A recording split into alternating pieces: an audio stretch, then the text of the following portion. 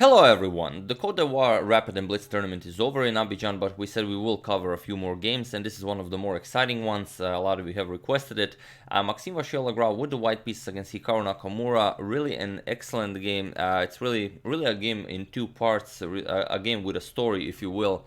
But it's just amazing how far one's preparation can go, especially for a blitz game. So as usual, we will not be over-analyzing it due to being a blitz game, but it's still just amazing. So without further ado, let's check it out. Maxime opens with e4 and Nakamura goes e5. We will have the Berlin, which makes it all the more exciting.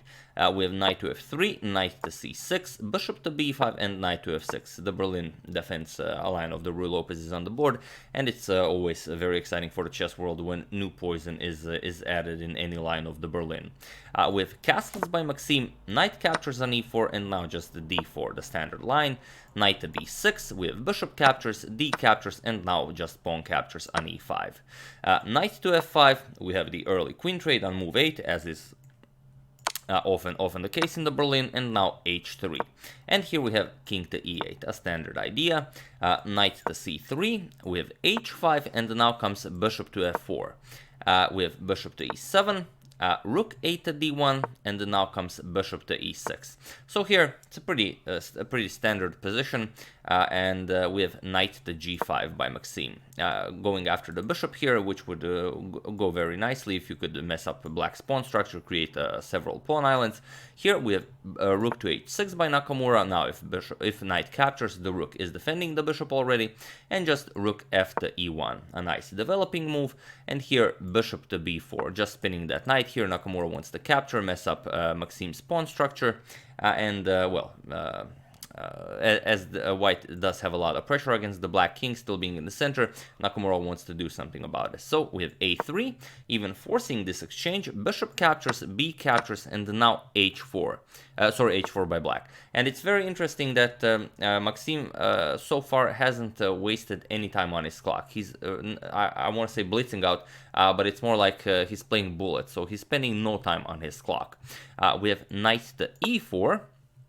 And now comes the idea. This knight wants to come to c5, but it will all be revealed very soon. We have rook to g6 by Nakamura, and now comes g4. Here we have h captures on g3 en passant, f captures on g3, and now knight back to e7. And here comes h4. So this is the idea, and where the game basically really starts, but Maxime's still not wasting any time. This is still everything within his preparation, even though we are already on move 20, and Nakamura's time on the clock is, dropping very quickly. We have knight to d5. You do have to create some room for your rook. If h5 comes, it's going to be very uncomfortable. So we have knight to d5 first, threatening to capture on f4, and now comes the bishop to g5, really limiting the movement of Nakamura's rook. h5 now the threat of capturing the rook. So we have bishop to f5, now clearing the e6 square for Nakamura's rook, but we have h5 nonetheless. So what's the point? If you go rook to e6, then knight to c5 traps the rook anyway. It's not really, well, not trap the rook, but you will win the exchange, so it's a pretty big deal. So after h5, Nakamura loses some time on the clock, and he finds knight captures on c3. So okay, you capture my rook, I'm gonna capture your rook. Here Maxime goes h captures on g6, we have knight captures on d1, and here I'll give you a couple of seconds just to check out the position, just to see how much preparation went into Maxime into this game. So this is already move to 23. We're going into move 24, and Maxime still well within his preparation. Try to find a nice move for white here, and then you will see what Maxime played with the white pieces here. I'll give you a couple of seconds. For those of you who were able to find some of the moves, congratulations, but if you found the move Maxime played, then I simply don't believe that you actually found it, because it's really just ridiculous. Here there are a few options, obviously. You could go rook captures on d1, that's the most straightforward one, so we're gonna explore that one. If rook captures, then you get bishop captures on e4, g captures on f7, king captures on f7, and now rook to d7 check. King to e6, you would get rook captures on g7, and now after rook captures on c8 defending, It's a equalish position, but you will not be able to prevent both king captures on e5 and bishop captures on c2. So black will, although he does have a double c pawn, it's actually black who will be up a pawn. So not something, well, not something spectacular for white, obviously not something Maxim prepared. So after knight captures on d1, this doesn't work. What about g captures on f7? A lot of you probably consider this idea. Also an excellent line. If g captures on f7, king captures on f7, now comes e6 with check. And now you see the beauty of this. King to g6, now comes rook captures on d1, rook to e8, and now comes e7.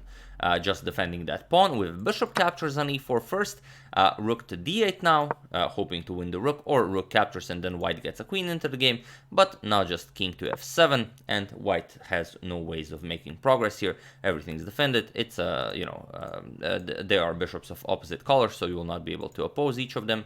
And again, there's no way for white to make progress here. So what did Maxim play here that makes this game so incredible, and how far his preparation goes? Here, Maxim played king to g2, and now it's black to move. So what do you play here with black? Obviously, there are a lot of possibilities. The problem is, if you play something like f captures on g6, it creates a lot of problems for black, but we're going to cover that. For example, just to give you an idea, if you go for something like bishop captures on e4, rook captures on e4, knight to c3, attacking the rook, now comes rook to f4 and f captures on g6. Now white pushes, well, white pushes e6 and it's all over.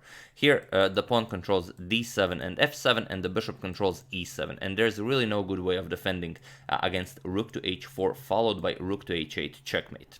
So this is the idea. If this pawn ever leaves the control of the e6 square, this pawn comes to e6, all of these are covered, and it's, well, checkmate will soon follow. Well, not checkmate, but severe material loss either way. So after this king to g2 move, we have bishop captures on g6, not allowing this beautiful idea Maxim had, but Maxim finds another nice idea, and of course that is knight to c5. He still finds a way to control the d7 e7, and now the f7 square is covered by the pawn, so obviously you're still not gonna be able to cover that. And if you just push something like this, then it's not really gonna make a difference. So here you have to make a choice. Again, all of these squares are covered. Now rook to h1 followed by rook to h8. Checkmate is the idea, but also just winning the knight on d1, it's perfectly fine. So here Nakamura tries b6. He wants to trade knights, and here just knight to a6. And now there's no way for Nakamura to defend against the threat of knight captures on c7, which would of course win the rook here, as you can see, and also just rook captures on d1 wins a piece. So here Nakamura goes rook to c8, and now comes rook captures on d1. So grabbing a pawn, and if that grabbing a piece, and if that's not worse, as you know, bad enough, after bishop captures on c2, what Nakamura played here, we have knight captures on c7 with check. And now you see, if rook captures on d8 is checkmate. So that's really insane. Of course, the rook cannot capture. Nakamura played king to f8, and now we have rook to d8 check. Maxim is up a piece, so why not just trade rooks? We have rook captures, bishop captures, and now just bishop to d3. Nakamura wants to take this position to prevent any e6 ideas.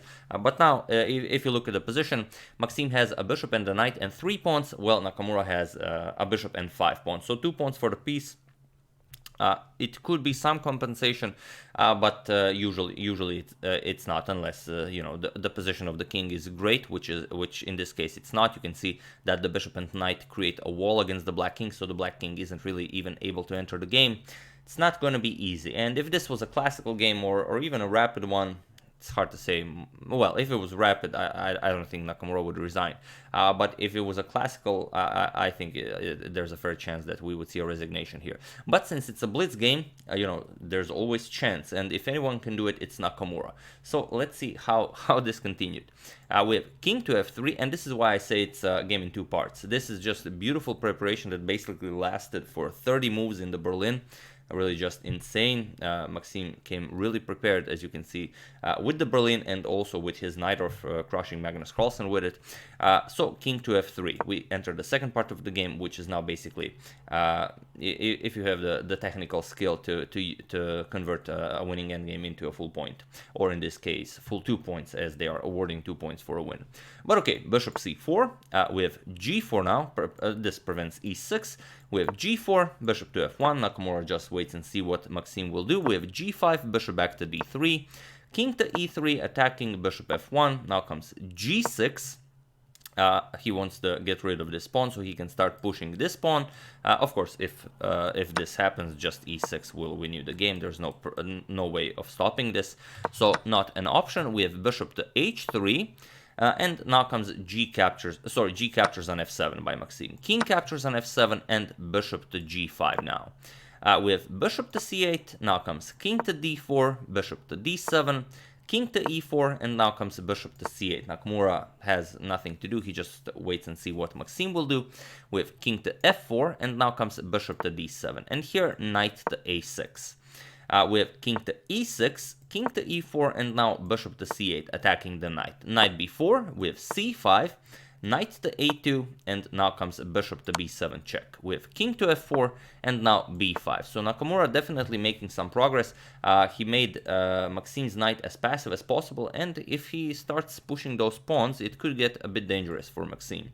With knight to c1, now comes king to d5. Of course, Nakamura wants to activate his king as much as possible.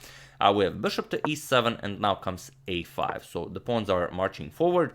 We have knight to b3. Here Nakamura basically offers a pawn, as you're gonna either lose this one or this one. So he plays c4, knight captures on a4, and now comes bishop to c8, just getting that bishop out of the way. And here Nakamura wants to start pushing his own passed pawn. So here Maxim plays bishop to b4 to prevent it, but now comes g5 by Nakamura. Finding resources in so little time, he's playing all of these moves with only a few seconds on his clock. King captures on g5, and now king captures on e5, getting rid of this very strong passed pawn. We have knight to c6, this comes with check, king e4, and now king to f6. So Maxim still up a piece, but now it's 2 pawns from Nakamura against only 1 passed pawn from Maxim. A win here is becoming, well, not all that probable. We have king to d3, knight to e5 check, we have king to d4, and now comes knight back to c6 check. King to d3, now comes king to e5, and now c3. Nakamura again starts pushing his passed pawn. We have knight to d4, we have c2, and the knight to b3. A very important maneuver, as now the knight controls the queening square, but also the bishop can now move, as the knight also controls the d2 square. So the king will have to make quite a detour to reach the c1 square, probably even through c4, which Nakamura does with king to c4, and if king to e2, then also just bishop to d2 is very strong, just controlling the queening square. Also the knight now controls the bishop. So we have king to c4, now comes knight to c1, and bishop to g4. We have king to f4, attacking the bishop, bishop to h5, and now king to e3. With bishop to g6, king to d2, now the knight will enter the game, and the white king will start blocking the pawn. With bishop to f5, knight to e2, and now comes bishop back to g6, and just king c1. With bishop to d3, attacking the knight, knight f4, and just bishop back to f5. So now Nakamura's plan is to just move the bishop back and forth, and if at some point this white knight even captures the pawn, it will not matter, because then just bishop captures, and well, it's not gonna matter, because even if white wins this pawn is of the wrong color, and you will not be able to win the game. If anyone doesn't know what that means, we're gonna explain it a little bit later. With knight to g2, bishop to g6, now comes knight to e3 check, king to d4, and now knight to g4. We have bishop back to f5, attacking the knight, knight f6, and now comes king to e5. Knight to e8, and now king to d5. So for the moment, Nakamura keeping a very sturdy defense, Maxim not able to break through. With king to b2, now comes king to c6, and now knight to g7, attacking the bishop, bishop to e4, and now bishop back to d2. So now the bishop will guard the queening square, and the king will start gaining activity. King d6, we have king to c3, bishop back to g6, and now comes king to d4. King to e7, trying to trap Maxim's knight, and now comes king to e5. It's interesting if you try something like king to c5 to get rid of the pawn immediately, then king f7 will trap the knight. If you try something like bishop h6, then just you queen the pawn, bishop captures, and you eliminate this knight. King captures on b5, and now the bishop will be able to guard the a8 square. It's not a problem, it's a clean draw. So after king to e5, not allowing this, so now the knight can escape. We have bishop back to h7, knight to e6, and now comes king to d7. And here we have a very exciting moment where Maxim can go for knight to f8 check. And the reason Nakamura allowed it is because it's very tricky and it's very interesting. It's a completely winning move, but Maxim doesn't go for it because both of them are getting very low on time. Well, Nakamura is low on time all the time. Maxim does have a bit more time, but it's really complicated. If knight to f8 check, king to c6, yes, you do win the bishop, but now comes king to c5. And now what do? Knight to f6, you try and bring the knight into the game. King c4, knight to d5, you go king to b3, and now bishop to c1. You force the king to go this way to reach the c1 square, but now you get king a2, knight to c3 check, and now here you have the problem. The knight and bishop control all of these squares. So if king to a1, the king can no longer reach the c2 pawn or the c1 square. The king will just eliminate this pawn and, well, hopefully not stalemate the black king and then start pushing his a pawn.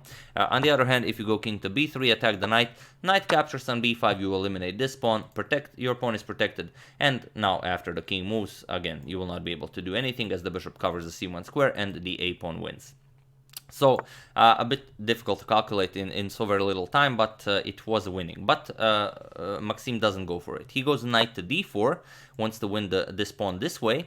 Bishop to d3 defending, and now comes king to d5. Bishop to c4 check, king to c5, bishop back to d3, and now just king to b4. We have king to d6, king to c3, and now bishop back to g6. And here finally Maxim is able to win the b5 pawn. We have knight captures on b5 check, king to c5, and now comes a4. We have king to b6, and here again you have to be careful. If you play something like king to b2, then you get king to a6. And now even if you win the pawn, let's say knight a3, then we're going to cover what we've mentioned, knight captures on c2, you can just trade, and even though you have a pawn and you're up a bishop, you will not be able to win this game because the pawn is of the wrong color. You have queening happens on a light square and you have a dark square bishop.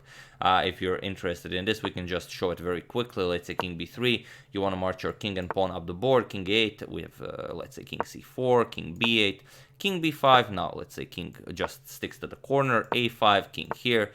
You can go king b6, king here, pawn comes to a6, king b8, a7 check, king here, and now of course you will have an option. Since you don't have a way of getting the king out of the corner, as you have a dark square bishop, you can either leave the king, lose the pawn, and then it's draw by insufficient material, or you're gonna go king to a6, and now it's stalemate. The king has nowhere to go, it's not checkmate, so therefore stalemate. If anyone was wondering why this is not winning. So, king to b4 by Maxim with king to a6 and now a5. With bishop to e4, now comes knight to c7 check, finally pushing the king away. King to b7, knight to e6 now, and bishop to f5, attacking the knight. Knight to c5 check, king to c6, and now bishop to e3. Grabbing hold of this diagonal with bishop to h7, knight to b3 now, and king back to b7 with bishop to f4, king to a6, and now knight to c5 check. We have king to a7 and finally king to b5. So little by little, white king gaining activity, black king losing activity. With bishop to f5, now comes a6, bishop to h3, and now king to a5. With bishop to f1, and now comes bishop to e3, threatening some nasty discoveries, but black really doesn't have a choice here, he has to allow it. Bishop to e2, and now comes knight to e6 check. And here Nakamura, he didn't lose on time, but he placed his king on b8, and I don't know if he lost on time or he resigned here, but it's you know, a position ready for resignation because there's nothing to do here.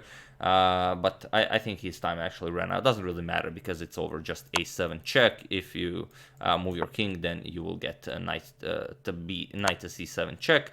King has to move, and then you just promote to a queen. This is the easiest way to win. Okay, I mean, black can capture. It doesn't really matter.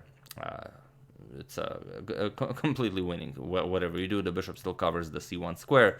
It's pointless to continue. But yeah, after this king to b8 move, the game basically ended on move 98. So yeah, even though it's a lot going on, it's basically you know, Maxim showing off his ability to convert a winning endgame into a win. But just that first part of the game where so many checkmates were possible, and Maxim really shows off his brilliant preparation skills. This king to g2 move, just completely insane. This wow. Bishop captures 97, and now you know, due to all of these threats, Nakamura lost most of his time, and he basically played this entire endgame, which he almost held to a draw, being a piece down against well, at that time when they were playing this, I believe Maxim was even the highest rated blitz player in live ratings in the world. Here I prepared the standings. There you have it. Carlsen still #1 in live ratings in blitz, 2922.8, but Maxim Vachier behind him in second place, 2921.4. So very close to him, but at some point in the tournament, you can see that Carlsen lost 31.2 points in blitz, and Maxim only lost 11.6. So none of them gained any points, but they are much higher rated than everyone else. And also, it's very nice if you're, you know, interested in the blitz ratings of the players, if you haven't seen it for a while. So the top 10: Carlsen, Maxim, Nakamura, Aronian, Nepomniachtchi, Karakin, Svidler, Caruana, Michael Adams, and Dmitry Andreikin, the top 10. So very, very interesting. But yeah, there you have it. I do hope you enjoyed it. Really an intense and insane game. I would like to thank Eliezer Barenbaum, Gary Williams, Konstantinos Lokas, Geoffrey Lewis, and Rafael Grushka for your contribution to my channel. Thank you a lot. I really appreciate it. And thanks everyone for sending us your ideas about the chess manga. Really, we're really going through it one by one. There's a lot of them, over 200, so it's gonna take us a while. But I am preparing a separate Twitter account for the manga series and everything. I will keep you informed. And then you will be able to follow everything that goes on, and well, whatever we create, you're gonna be, of course, the first to see it. So yeah, thank you all. I will see you soon, and have an excellent rest of your day.